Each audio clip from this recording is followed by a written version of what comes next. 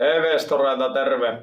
Meillä on tuoteesittelyssä tämmönen GoE-controller kuormahallintalaite ja tämä valvoo pääsulakkeiden kestoa, eli säätää sitä lataustehoa kuormituksen mukaan, että jos on paljon muita laitteita päällä, niin se laskee silloin auton lataustehoa ja ei mene sulakkeet pääse kärähtämään.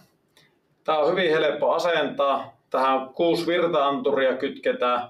Lisäksi tämä voi käyttää kiinteällä nettiyhteydellä tai Wifin kautta ja tämä kommunikoi langattomasti pilvipalvelun ylitse sen latausaseman kanssa.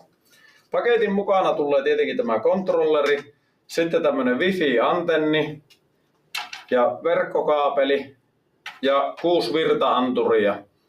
Ja tätä laitetta voi käyttää GoE-sovelluksen avulla ja sitä on saatavilla myös suomenkielisenä versiona. Tällä voi hyödyntää aurinkosähkön ylijäämää, ajastaa latausta pörssisähkön hintojen mukaan halutulle hintatasolle tai ihan muuten vaan ajastaa halutulle ajankohdille ja sovelluksilla voi säätää sitä lataustehoa. Tervetuloa ostoksille evstore.fi.